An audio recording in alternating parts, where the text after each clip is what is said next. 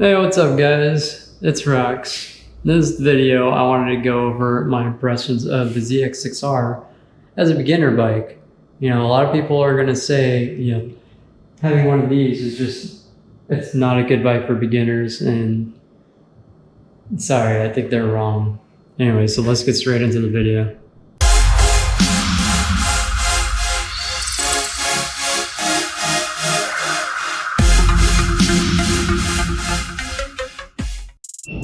And naturally, I have my lights on today, so I guess we'll get a quick little walk around of that. So, when you're comparing these two bikes, they're very different bikes and how they react when you give them throttle. I mean, both of them have a decent amount of torque. ZX6R obviously pulls ahead because it's a bigger bike, but for me, this has just been the clear winner for like everything. I've really been riding this one a lot more than the 650, and it's not that I think the 650 is a bad bike. Like, I don't want to give that impression. It's just this bike I like a lot more. The seating position is actually really nice. The windshield's really nice. The angle is actually perfect. I'm a short guy. I'm 5'7", and the wind just, it blows like directly into my helmet, and when I'm tucked in, it blows right over me, so I'm not getting pushed around as much. And that's actually a really big factor. This bike, on the other hand, because of your seating position, because you're sitting so tall, the wind just hits you like right in the upper chest, and it feels like it's pulling you off the damn bike. And just haven't had that problem with this bike. These are a lot higher too, right? These handlebars. The handlebars on the 650 are much higher, whereas these are a lot lower because this is a race bike. Look, let's be honest and realistic. This is a race bike with headlights. That's all you can call it. I mean, it's not one of the fastest, but it definitely has a lot of power behind it. So, well, I guess let's get into it. Not only, the seating position, the wind blowing over my head, but just in general, like the general style of the bike, I'm just a huge fan of the style. With or without the lights on, obviously. Naturally, I can turn this on or off. I like how it looks. So, this feels a lot smoother than the 650 when it comes to just throttle, and maybe that's just me getting better as a driver or something, but I have maybe like a little over, probably like 1,300 or 1,400 miles now total, and I definitely feel like this ZX6R, which is a substantially more powerful bike, it feels a lot smoother. It feels good to ride for me. Now, that may not be the case for everybody, but for me personally, it feels really nice. Highway speeds, it says the ZX6R. If you put it in 6th gear, you're gonna be, if you're going 70, 75, you're probably gonna be around 6,000 RPM, so that's not too bad either. Let's go over the price. Right, so this bike's about $7,000 right now, maybe 6.4 probably, I think, $1,000. That's American, obviously. A little bit different from all the other countries, but you can do the conversion there. So probably about 6.4, 6.5, and I think it goes up just a little bit if you had ABS. You had like $500 for that, and that's US dollars. So it'd be like $7,000 if it had ABS.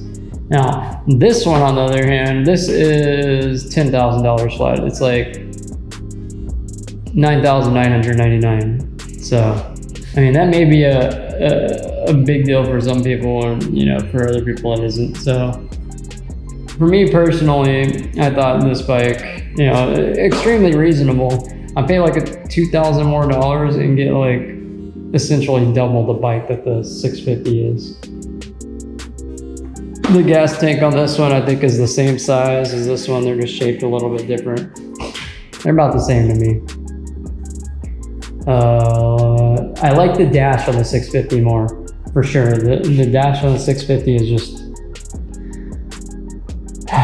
Maybe I just really like the TFT. Like, I wish they would just take this and copy paste it onto here. Some people don't like it, but I would love to see a TFT dash on here. It would be great. What else? Tires are a little bit bigger. Rear tire anyways is a little bit bigger than the 650. Engine sound is clearly better on here. Let's get into, you know, as a beginner rider now though. Me personally, so I've owned this bike for probably a little over a month, and I put about 300-400 miles on it. No, I think it's 310. Yeah, so about 300 miles on it. And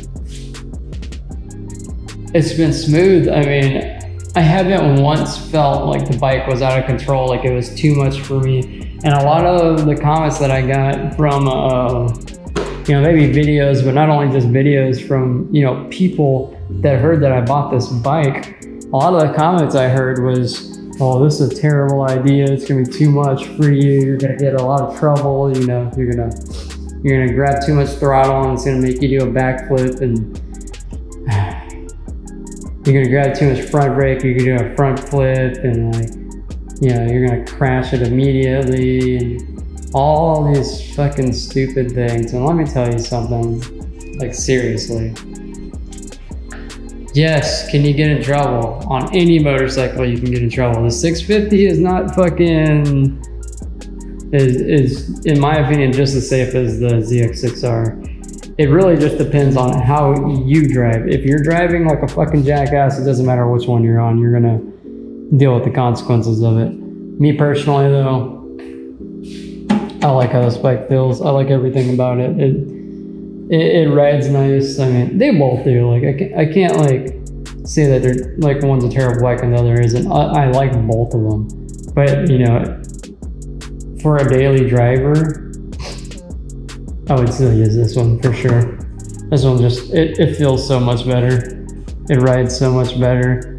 It feels pretty easy to maintain. When I was working on it, when I was adding lights and stuff, this stuff's Velcro on. I don't know why they didn't do that on the 650. 650, everything's bolted on. It's such a pain to like get to anything. It's all bolted. You know, a lot of these fairings and shit, they don't have to be fucking bolted on. You know, have a couple of little Velcro strips and some snap-ons, and then maybe like one bolt, or some of the snap-in bolts that are used on here. Like, design-wise, I think this bike is just, you know, light years ahead. The one thing I could say that the 650 has over this is that one makes a lot less heat, and you feel it a lot less on your legs, whereas this bike, you definitely feel it on your legs. Like, this thing literally cooks your fucking shins and cooks your feet, like, every single time, for sure. And especially if you're not on the highway. When you're on the highway, it's like probably 180 Fahrenheit, something like that. And when you're in town, it's like 217, 218.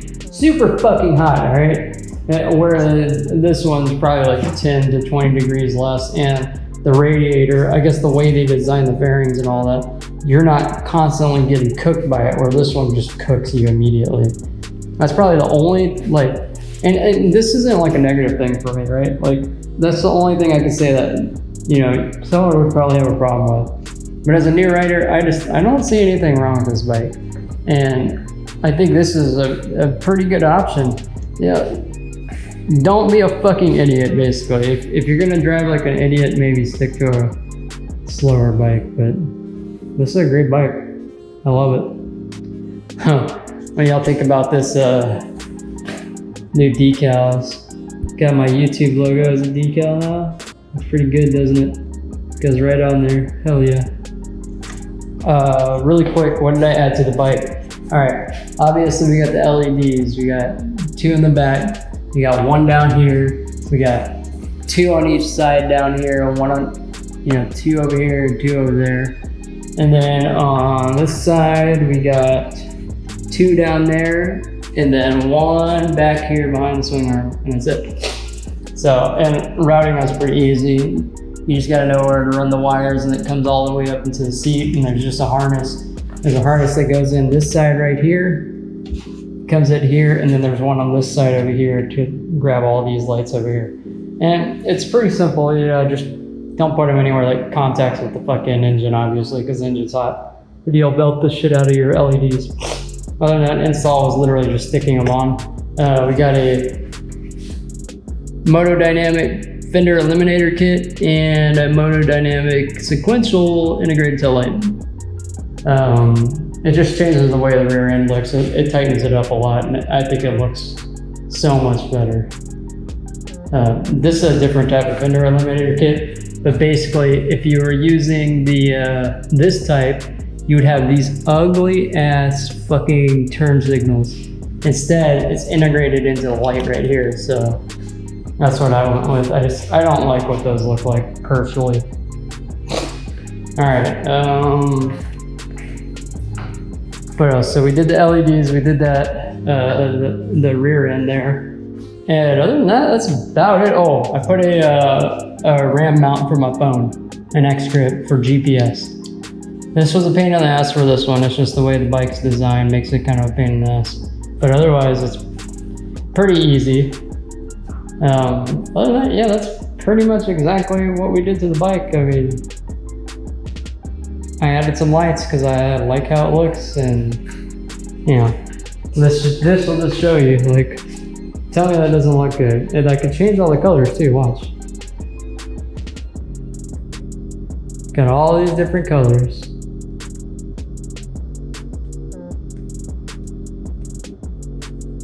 We got white too if we want. So there you go, and it shines so well at night.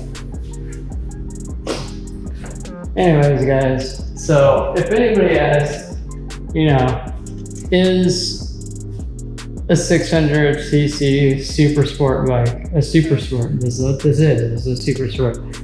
Is it a viable bike for a beginner? I'm going to tell you yes. Period.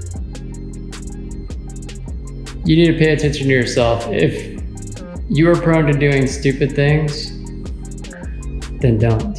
Hey, you know, maybe put it on low and keep it there. There's plenty of ways for you to get in some trouble on a bike, and it's not just the bike itself. The bike isn't at fault most of the time. It's usually you, how you're driving, how you're acting. You know, take some responsibility. If you know you're prone to doing stupid shit, you know, probably don't get a super sport. But if you're gonna drive like mostly responsibly, it's a good bike for a beginner. You can definitely learn on it, and guess what? The beautiful fucking thing about this super sport, I don't have to replace this anytime soon. This is plenty of bike. Yeah. What do you upgrade, you know, from this? A ZX6R or an H2 or an H2R? Like that's where you go from a super sport. You go to a hyper sport, right? So, I mean, even this is good for the track. This arguably is one of the better bikes for the track. This and the fucking, you know, the H2 is really good. The H2R is really good. You got, you know, Yamaha. Pretty much any of the big four is really good. You got like the Ducatis and all that stuff. You know, you're starting to get out of a crazy price range. This at $10,000 US, like for what it comes with, you're not gonna find a better deal. Let's put it that way. Like price to performance, this bike is just the best in my opinion. So, you know, don't just take my word for it. You know, get your license, get out there, test ride one of these. You know, if you think it's what you want to get yourself into, then do it. You know, get into it. Why not? I'm literally new to driving, and here I am riding one of the awesome, like most awesome bikes. And you know, there's bikes that are so much faster than this. But for someone to say, you know, no, that's not it's not a beginner bike, it's not good for beginners. Sorry. I don't give a shit what your opinion is, and you shouldn't really give a shit what mine is. Me personally, I think this is an excellent bike for that, and it'll definitely serve those purposes. If you want to speed, yes, you can do it. You can speed up pretty much every bike but a Grom, once you're in a school zone. So, I mean, even a 400, even a 300, like all those bikes, you could literally speed in. You know, it's just a white degree. Obviously, this one goes, you know, 150 minimum probably. But I don't know, that's my 2 cents. It's a great beginner bike, and you know, stay tuned for more videos. I'm definitely gonna add more modifications. We're looking at replacing this stock monstrosity right here. This exhaust is just horrendous, and I don't even know what I'm going with yet. Well, we'll look at some performance numbers and see what we can do. And after I do that, we're gonna get an ECU tune, and we'll get a video of it being dynoed probably. So that'll be pretty cool. The only downside is I have to drive about 2 hours to get that done. So, you know, I may be making a long trip down to San Antonio. So anyways, guys, I hope you have a good one. Take care.